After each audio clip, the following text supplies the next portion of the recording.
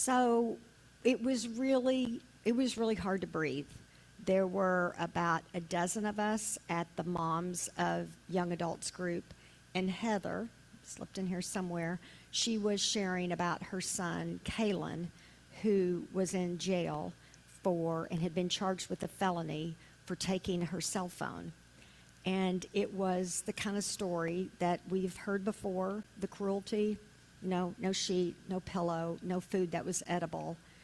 A young man of a gentle temperament who really needed mental health care, who really needed grief counseling over the loss of his father, who was in the cell with other young men who needed mental health care, or maybe some needed rehab, or maybe some needed a job coach, maybe somebody just needed a second choice, second chance.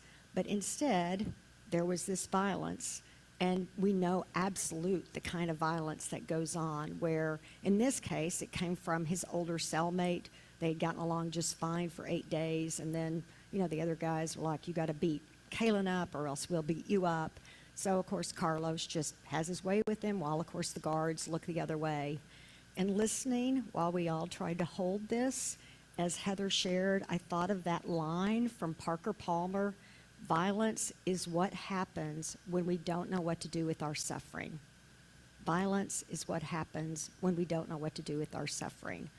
And it's not just like this isolated incident, right? I mean, it's a part of a punitive punishing system that's designed to just crush people. This is in Portland, folks, right? And yet the crushing nature of it. And you see that too, and we have seen that, I think, in many ways in our country the last few years, as people, and in this week, as people have taken their own suffering and lashed out of other people. And I think about that Mary Oliver poem. She usually writes about the beauty of the earth and her dogs and all that. And then she wrote this poem a few years back before her death called Of Empire, about our country, and just a few verses from it. We will be known as a culture that feared death and adored power, that cared little for the poverty of the many. We will be known as a culture that taught and rewarded the amassing of things, that spoke little, if at all, about the quality of life for people, other people, for dogs, for rivers. All the world in our eyes, they will say, was a commodity. And they will say this structure was held together politically, which it was, and that the heart in those days was small and hard and full of meanness. Small and hard and full of meanness. And thank God that is not all, right? Because Heather, as she explained, as the guards finally came and pulled Carlos off of her son and took him away to another cell, her son cried out to Carlos, I forgive you, Carlos. I know you didn't mean to do this. I know you didn't want to have to do this. And so we come today to this whimsical, lovely book of Ruth. We are told that it comes in the time of Judges. By the 4th verse in this book of Judges, 10,000 people have been killed. And they're slaughtered in all kinds of gross ways. A sword through the belly and a peg through the head. And I think of those faces we've seen of January 6th of people, just the anger and the rage and ramming at other people. And in the midst of this, the book of Ruth, it's sort of like you're in history class studying the bloodiest battles of the Civil War and those horrific prisoner of war camps. But then in English class, you're reading Little Women. Except for Little Women, it turns out the women are not that little, right? They're not little, and they're loud, and they're proud, and they're going to speak up. And so in the book of Ruth, almost all of the book is dialogue. Like 2/3 of it is dialogue. It's the highest proportion of any scriptural book of talking to action, which maybe would be what you would expect out of a book named for a woman, right? Lots of talking. But there's also lots of action. And if you know the story, it's a simple one. The story begins, the time of Judges, this time of violence, not just that, a famine, not just a famine, but in Israel, in Bethlehem, Bethlehem, the house of bread. Things are bad when there's a famine in the bakery, right? And so for some crazy reason, Elimelech, the father, decides he will take his family from Israel to Moab, which would be the equivalent right now of someone in Israel go, how about we take a vacation to Iran? That's what it is. I mean, these countries were sworn enemies. But he decides to head that way. And they get down there, and just as soon as they get down there, Elimelech the father dies, and then Mahlon and Chilion, the sons, named, marry Moabite women. Like, they're marrying the illegals. They're marrying the spick. They're marrying the towelhead. They're whatever you want to call them, that's who they're marrying. And then Mahlon and Chilion die too. So then you've got this Naomi who is in a foreign land where she is not wanted with these two daughter-in-laws who are foreigners. And she's like, well, there's nothing to eat here. I might as well go home. So she starts going home, but then these illegal women want to come with her. And she's like, no, don't come. Don't come. I don't need you. Stay here. Twice she tells them, do not come. And then finally, Orpah gets the message. She's like, I'm going to stay here. There's a moral chance I'm going to catch a guy here. But Ruth says those words, no. Entreat me not to leave you. Where you go, I will go. Where you lodge, I will lodge. Your people will be my people. Your God, my God. I mean, that's one of my favorite go-to, scriptures for a holy union or a wedding or whatever. This idea of these two people bound together. But that's not what this is. This is two people bound together who are at each other. This is two people bound together who are stepping out, kind of daring to be with this person who has been demonized and othered, right?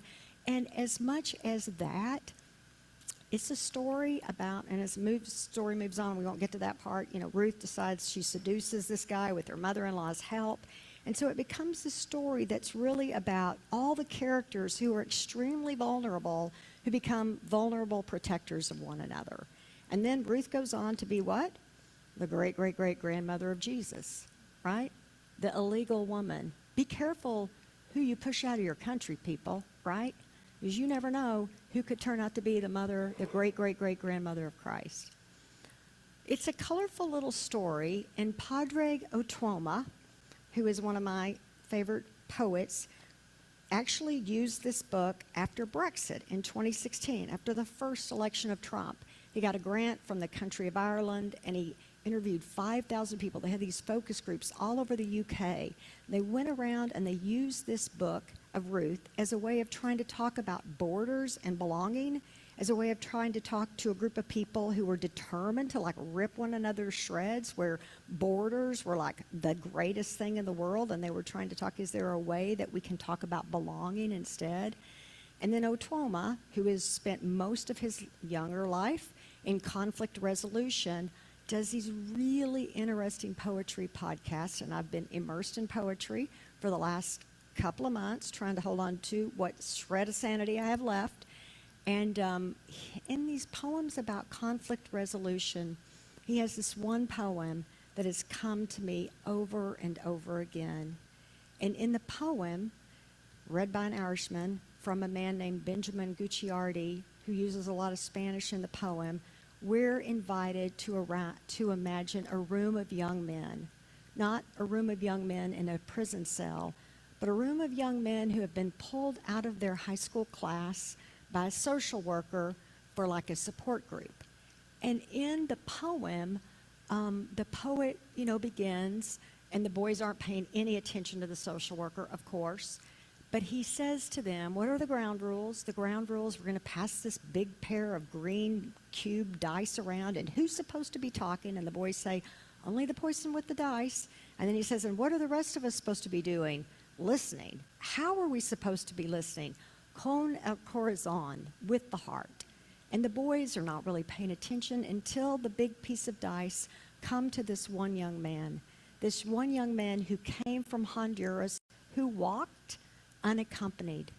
And the poet tells us, as he, the young man, begins to speak, and the other boys begin to straighten, and their lips begin to quiver, I cannot tell you what he said. I cannot share his story. But I can tell you that the boy next to him put his hand on his back and said something in Spanish like, undrown yourself, except there's no English equivalent that really captures that we have all drowned. We have all drowned. And somehow it's possible to expel the liquid from our lungs, to spit it out and to live.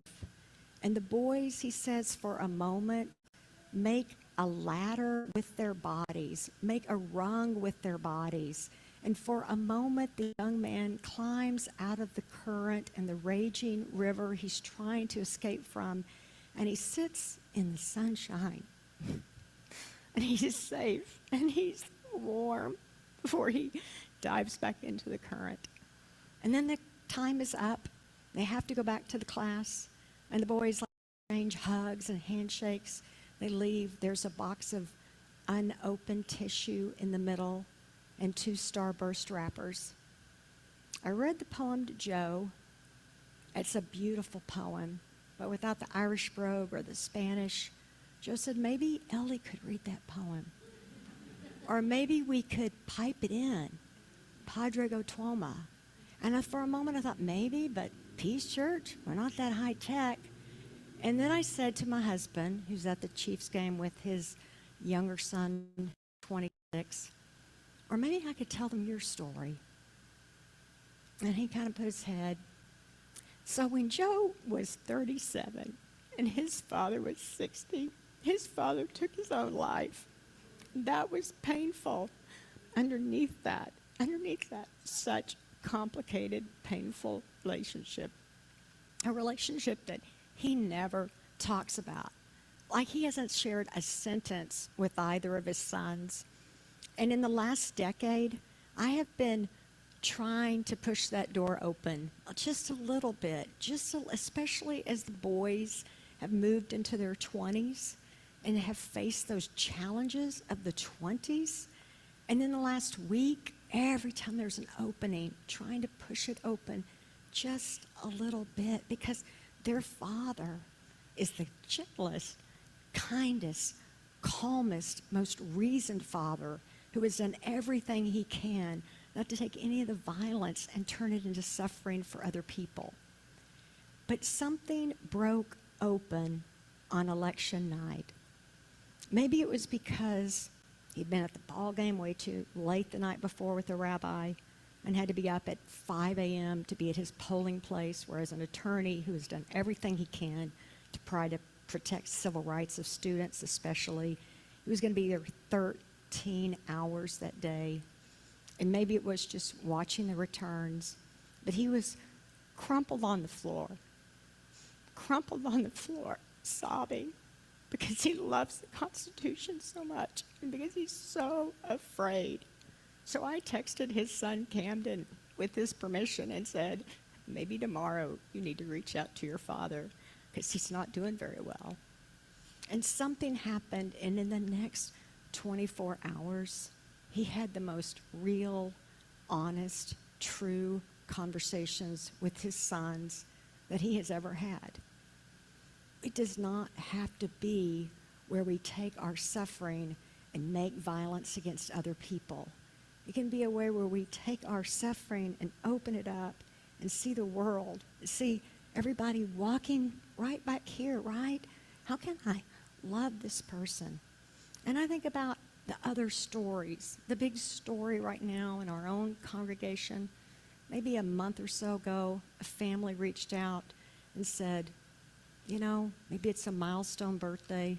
Maybe some of it was the trauma of the election and realizing we have privilege in a country where immigrants and trans people are somehow fair game to just crush under your heel. But this father said, all of my life, I have lived in a body that is not who I am. I can't do this anymore. I have got to be honest about who I am. I've got to make this transition, which will be a large transition in my life. And then this week, day of the election, called, it's time to share it with people. And I have to say, in my 41 years serving a church, I have never seen the bravery, the courage, the love, the beauty like that. And when I got off the phone the first time from hearing, all I could think was the awe, the respect for people, right? And the sense of what people are carrying. You have no idea what people are carrying. You have no idea. No idea. My kids are always like, oh, other families this, other families. Like, no. Everybody is carrying stuff. Everybody. And then as I've shared this week at their request with other people, everyone has responded the same way. Oh, wow. Didn't see that coming, but not even a different breath. In the same breath, what can we do to be of support? In the same breath, how can we be loving and caring? In this, I am so proud to be the pastor of this church. If I was preaching at Arrowhead, this place, your arms couldn't be bigger and wider, right? And then I think about Michael and Kara Joe. I think about the decision to come here in this broken open world, say we're going to invite our kids to be raised in a community of faith. They didn't just happen by here. They live in Basel, Kansas, right? And I think about Michael. He's not naive like I'm naive. He's full-time in the National Guard. He's been deployed 3 times, Iraq, Kuwait, and back. Kara Joe is a younger physician, 30-ish, I guess, when COVID happened. These are not naive people who don't understand how hard the world is, right? And when I asked them, what are your hopes and dreams for your sons? They said, we want to raise them to be kind and compassionate.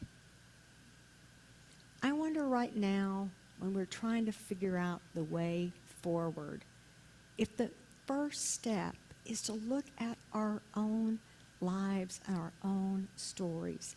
Is there anything there that can be given to someone else, that can be offered? Any time when you can say, once upon a time, this happened to me. Any way that you can share deeply, any way that you can, as my good friend said, love fiercely the person right in front of you. Any way you can also say to someone right in front of you, I want to hear what's going on with you. I'm open to the brokenness. I'm open to all of it. And I wonder if there's a way that we can use our own bodies as rungs on that ladder to help one another climb up and sit in the sun. So on this day, we think of our saints. We think of Ruth and Naomi. We think of Fannie Lou Hamer and Nelson Mandela and all the people who have gone before believing in a different world. We think of Jack and Arlo, who come into our community, who we are privileged to love and care for. So may this season be a time when we deepen our commitment to love ourselves fiercely and to love one another in the same. Amen.